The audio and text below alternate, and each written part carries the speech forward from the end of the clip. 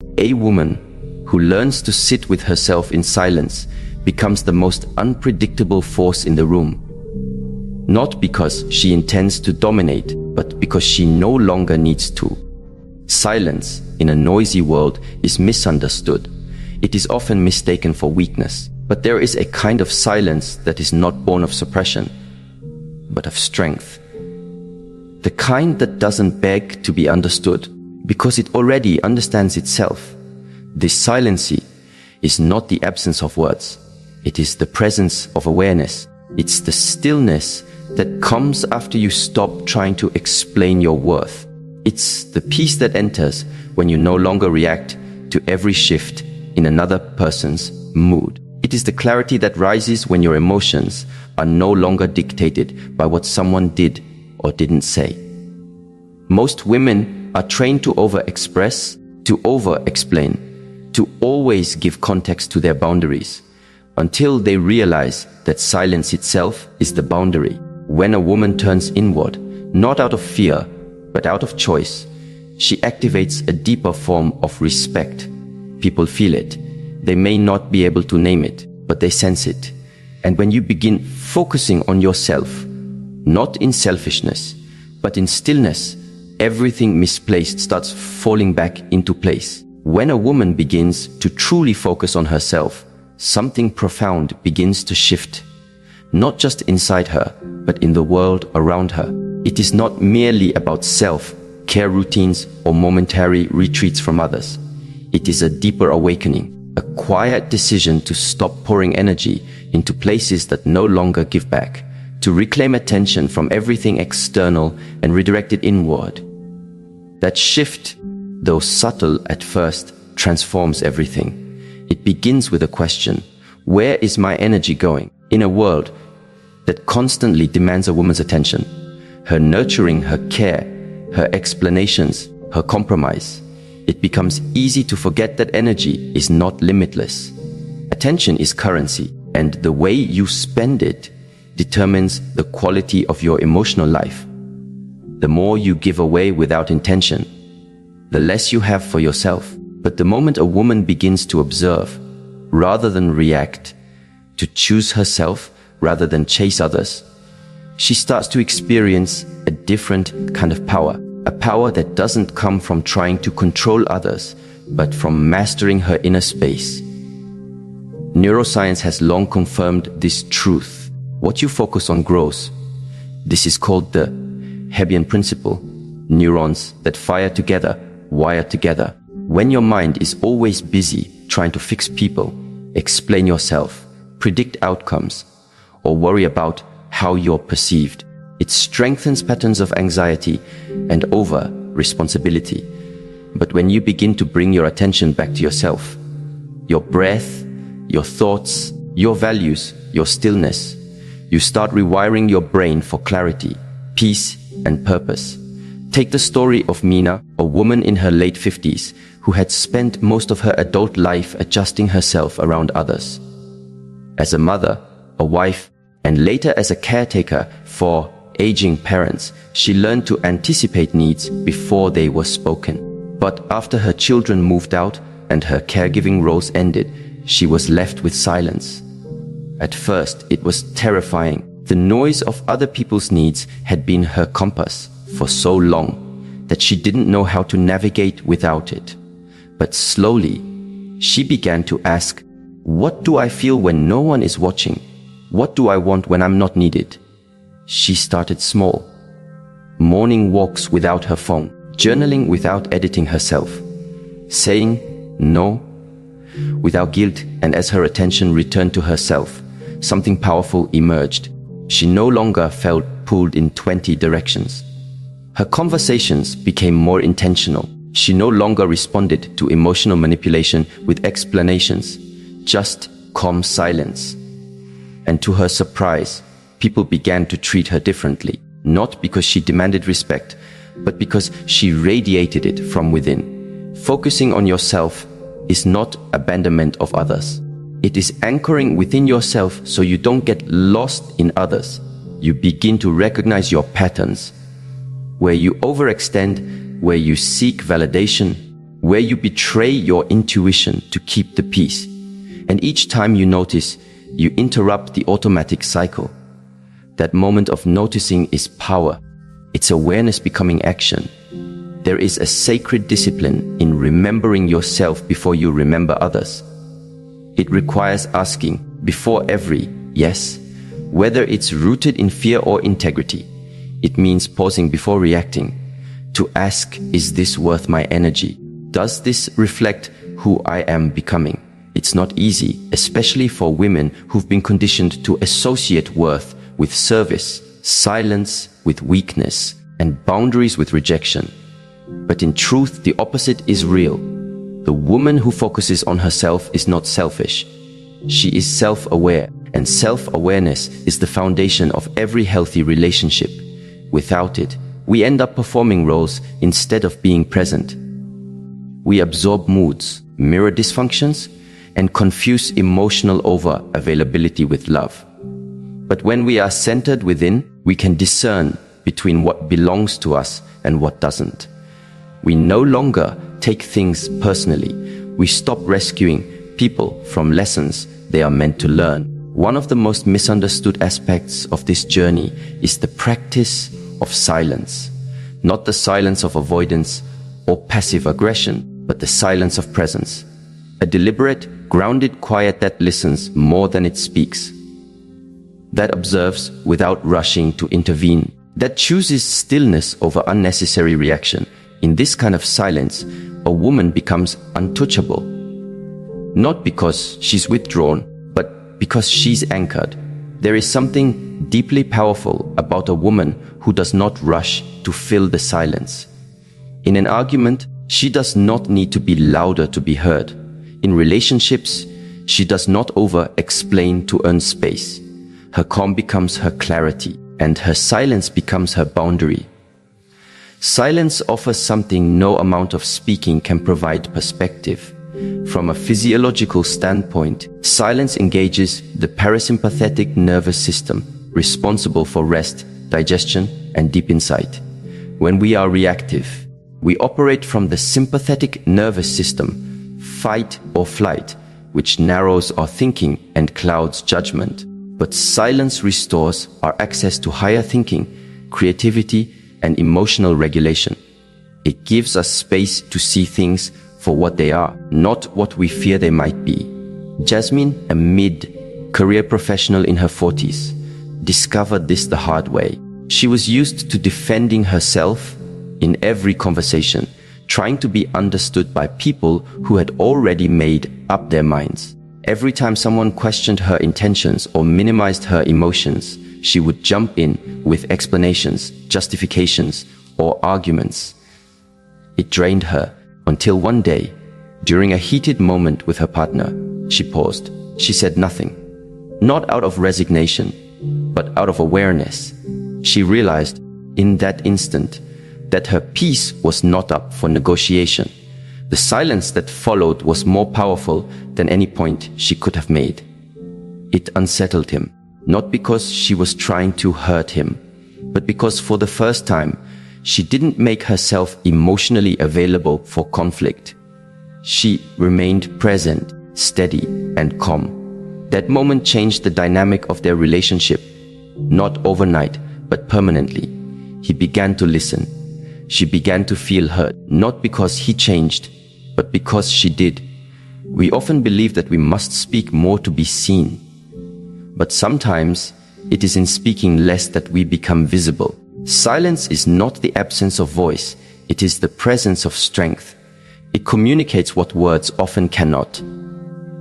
That you are no longer afraid to be misunderstood, that you no longer fear disconnection because you are deeply connected within, that your worth is not tied to being agreeable, but to being authentic. There is a deep wisdom in knowing when to speak and when to stay silent, not from fear, but from freedom, not from suppression, but from sovereignty. When you no longer use words to seek control, you allow life to reveal its truths.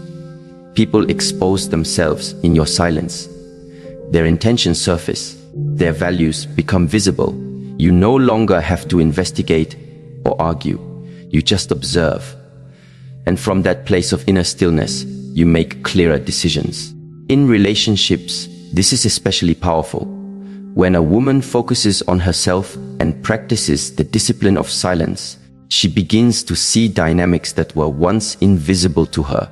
She notices how some people only connect through chaos, how others expect emotional labor without offering it in return, how some conversations are not exchanges, but power struggles in disguise. And most importantly, she sees her part in it, not to blame, but to reclaim responsibility. Every moment of silence becomes a mirror, and what you see in that mirror is not always comfortable. You might notice patterns of over-explaining, chasing closure, or giving second chances out of loneliness. But in seeing them clearly, you stop being ruled by them. You begin to act rather than react, and that alone changes everything. This journey does not require you to isolate yourself, but it does ask you to stop abandoning yourself. It invites you to slow down long enough to ask, who am I without the noise? What do I value when I'm not performing? What emotions arise when I'm not distracted? Silence creates space for these questions. It reveals the internal architecture of your life, the values, beliefs, and wounds that shape your relationships. And once seen, they can be healed, rewritten, aligned. One of the most important realizations a woman can have is this: not everything requires your energy. Not every message needs a response. Not every misunderstanding needs clarification. Not every question deserves an answer. The moment you realize that your presence is enough, you begin to conserve your energy for what truly matters. This kind of self-focus is not a destination. It's a daily practice. A return, again and again, to the present moment, to the breath, to the truth that you don't have to chase what aligns with you.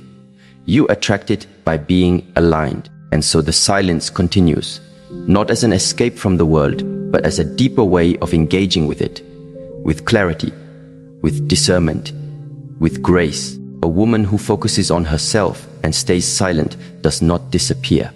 She becomes more visible than ever, not in noise, but in essence, and the world cannot help but rearrange around her. A woman who learns to master her emotions is not just in control. She is free, free from the chains of overreaction, free from the cycles of regret, and free from the grip of patterns that once dictated her responses. Emotional sovereignty is not about being unfeeling. It's about not being owned by every passing feeling. It's knowing that you can feel deeply and still respond wisely. You can be hurt and still act from alignment. You can feel love, grief, anger, confusion, and still remain grounded in your values. Many people believe emotions are either something to be expressed impulsively or something to be suppressed entirely. But both extremes lead to inner imbalance. One makes you a slave to your reactions, the other disconnects you from yourself. True emotional power lies in the space between impulse and stillness. It is the cultivated ability to feel everything and yet not be consumed by anything. There is a teaching from ancient Eastern traditions that says, control your breath and you control your life. And indeed, modern neuroscience agrees. When a woman pauses and breathes consciously before responding to provocation, her brain shifts from the amygdala, where emotional reactivity is born, to the prefrontal cortex, where logic, reflection, and wisdom reside. This is not just spiritual advice, it is biological reality. Consider the story of Elia, a woman who for years was known for her fire. When someone crossed a line, she met them with intensity. Her voice rose, her heart raced. She fought back with words, proving her intelligence, her sharpness, her refusal to be disrespected. But each time, even when she won the argument, she walked away feeling drained. She realized that her reactions, while justified, were costing her more than the original offense: her peace, her power, her clarity. One day, during a tense conversation with a colleague who had undermined her work in a meeting. She felt the familiar heat rising. The urge to respond immediately, to defend, to correct, but something in her shifted. She inhaled slowly, and instead of reacting, she simply paused, looked at him, said nothing. That pause, just a few seconds, wasn't empty. It was full of restraint, full of grounded energy, full of quiet power. In that pause, she realized something. The need to prove yourself is often born from the fear of being unseen. But when you know your worth, you no longer perform it for others. You hold it quietly, and the world learns to feel it without being told. The pause gave her time to assess, was this worth her emotional investment? Did this person truly have the power to define her value? No, she answered him with calm, clear boundaries, not from fire, but from foundation. And the result, he backed down, not because she was aggressive, but because she was anchored. She had stepped into emotional sovereignty. To be emotionally sovereign means your inner state is no longer at the mercy of other people's moods, decisions, or expectations. You stop outsourcing your peace. You stop being available to every emotional tug of war. You don't become cold, you become clear. And this clarity protects you from the trap of reaction. Every time you react without reflection, you give your power away. You let someone else set the rhythm of your nervous system. But when you pause, when you breathe, when you choose instead of react, you reclaim authorship over your inner world. This is especially vital in intimate relationships, where emotional triggers are most deeply rooted. Partners often mirror each other's wounds. One's insecurity feeds the other's defensiveness. One's silence triggers the other's abandonment. One's need for control collides with the other's need for freedom. Without emotional sovereignty, these dynamics spiral into conflict, misunderstanding, and resentment. But with awareness, they become portals for growth. Sophia, a woman in her late 30s, once described how every argument with her partner would end in her crying, shouting, or walking away in anger. She felt unheard, invalidated, emotionally exhausted. But as she began a daily practice of breathwork and emotional journaling, something changed. The next time conflict arose, she noticed her body first. The tightening in her chest, the clenching of her jaw, the quickening of her breath. Instead of reacting, she said, "Give me a moment." She stepped away, not to retreat, but to return to herself. She sat, she breathed. She asked herself not just what she felt, but why she felt it. Was it about him, or something deeper?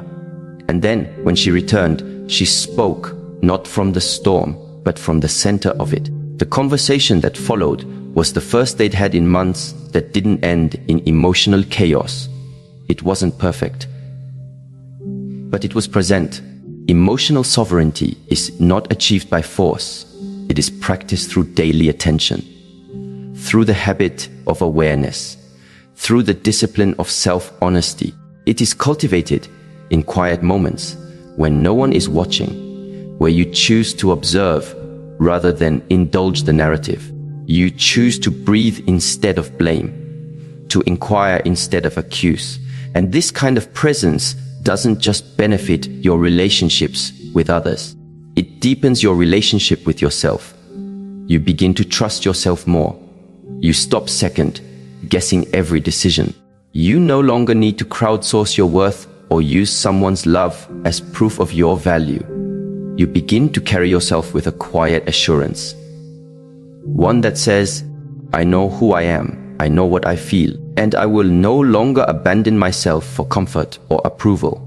This leads naturally into another kind of transformation, the power of embodied stillness. Not only does a woman's emotional mastery radiate through her words, or lack of them, but it speaks even more loudly through her presence, through how she moves, how she sits, how she breathes, how she listens, and most importantly, how she holds herself when no one else is holding her. The body is not just a vessel, it is a language. It tells others how to treat you before you speak. Posture, tone, eye contact. These are not just social cues. They are energetic signatures. They communicate whether you are grounded or scattered, open or guarded, calm or reactive. When a woman walks into a room with presence, she does not have to announce her strength. It is felt. It is not the presence that demands attention. It is the presence that holds attention. This doesn't come from performing confidence. It comes from cultivating inner alignment. Imagine Maya, a soft-spoken woman who was often overlooked at work meetings. Her ideas were good, but she presented them hesitantly, eyes down, voice low, shoulders slightly hunched. She didn't realize her body was communicating doubt, even when her words were clear. After attending a somatic awareness workshop, she began to practice a new habit each morning, standing barefoot for 5 minutes, breathing deeply, rolling her shoulders back, grounding her feet into the earth. Over weeks, something shifted. She wasn't trying to be someone else. She was returning to herself, inhabiting her body fully. Her voice became steadier. Her presence expanded. The next time she spoke in a meeting, people listened. Not because she shouted, but because she spoke from her center.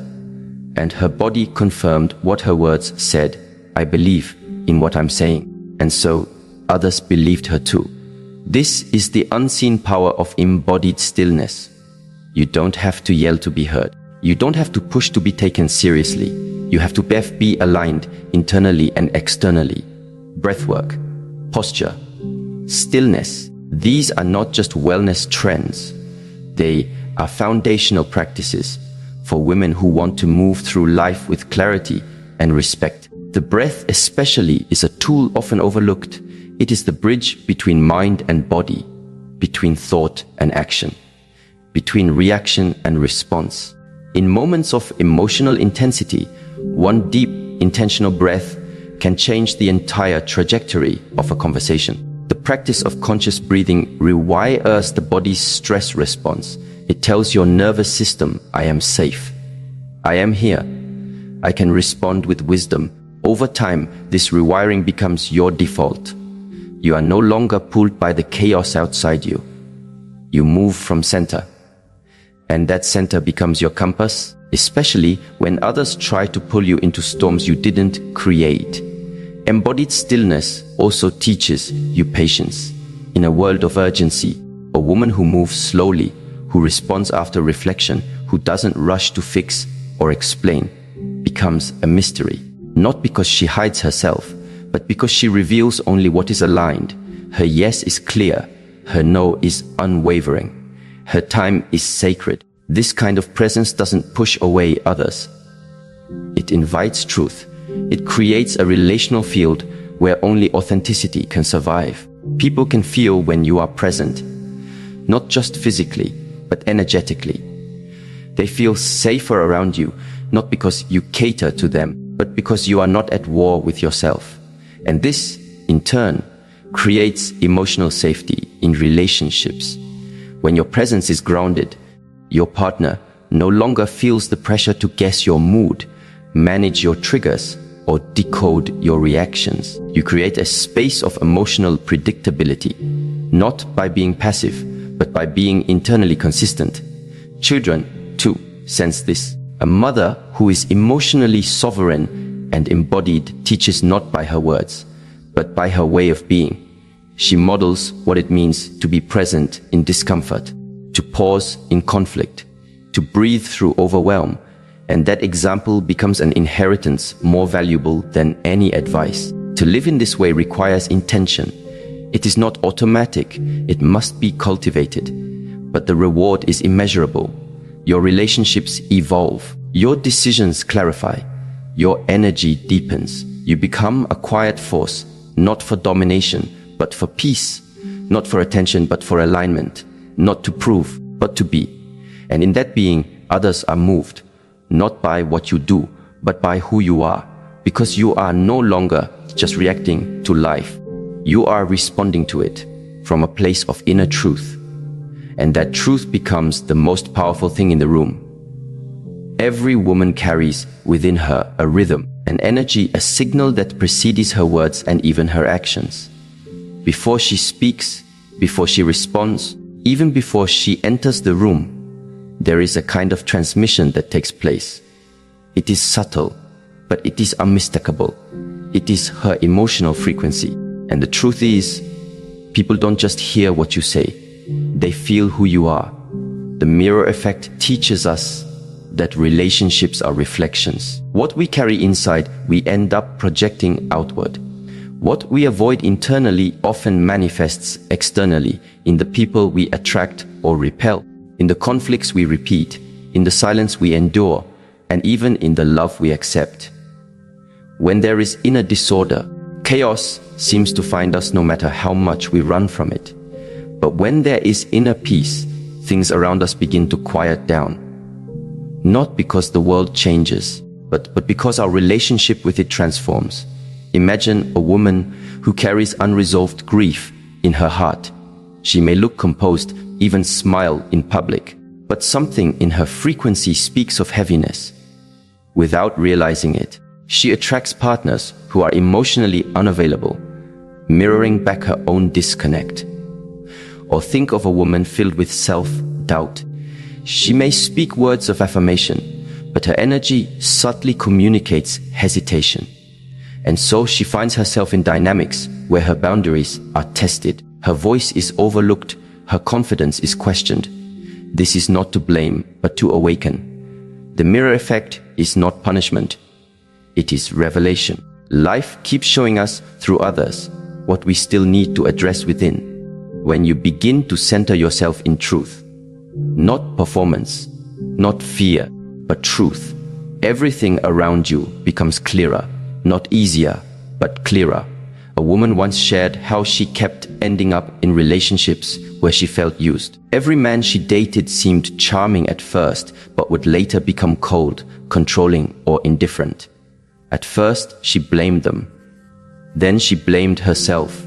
But after deep reflection, she realized she was operating from a subconscious belief that her worth was transactional, that love had to be earned through effort. She was overgiving, over-explaining, and overextending herself in hopes of receiving scraps of affection. Her energy was saying, "Please see me," even when her words said, "I'm fine." When she stopped trying to fix others and turned inward, things changed. She began to sit in silence more often, to listen to her own breath, to observe her emotional patterns. She didn't try to be liked. She tried to be honest. She didn't rush into intimacy. She watched people slowly. And she realized something profound. When she became emotionally consistent with herself, people could no longer manipulate her. She stopped attracting chaos. Her stillness began to act as a filter. The mirror effect doesn't just reveal what is broken. It reveals what is possible. When your internal world is ordered, aligned, and nourished, your relationships become reflections of that harmony. It's not magic, it's resonance. We draw people into our lives who vibrate at a similar emotional level. And as we raise our own frequency, not by pretending, but by healing, our environment begins to shift. People begin to respect your silence because they can feel it's not empty. It's intentional. They feel your no before you even say it. They feel your joy, not because you display it, but because it lives in you. You begin to understand that being centered is the greatest protection you can ever have. It shields you not with walls, but with presence. This is why inner work is not a luxury. It is the foundation. The woman who invests in her internal world, the one who examines her stories, clears her energy, and returns to herself again and again, builds a life that reflects peace. She no longer begs for connection. She becomes connection. She no longer performs for love. She embodies love. And from that embodiment, she attracts those who are ready to meet her, not just in romance, but in friendship, in family, in community. This inner alignment requires discipline. It means choosing to pause before reacting. It means walking away from what disrupts your peace, even if it's familiar. It means being willing to feel uncomfortable truths rather than escape into distractions. But the reward is clarity. You begin to trust yourself more. You stop second guessing your instincts. You no longer tolerate energy that drains you because you're too aligned to pretend anymore. Even in solitude, you feel connected because you're no longer seeking from outside what you now generate from within. That shift is everything. It's the difference between chasing and attracting, between noise and resonance, between being pulled in 1,000 directions and standing firmly in one. Still, life has a way of testing this. There will always be people who don't understand your silence, who feel threatened by your presence, who try to pull you back into old patterns.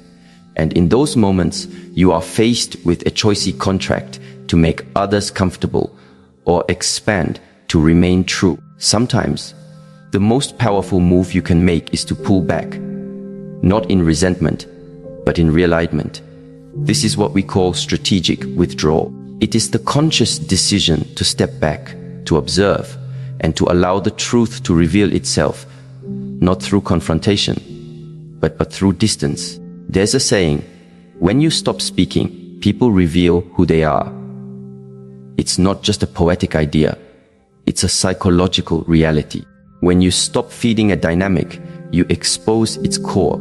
When you stop explaining yourself, you discover who truly seeks to understand you. When you stop initiating, you find out who values connection enough to reach for you.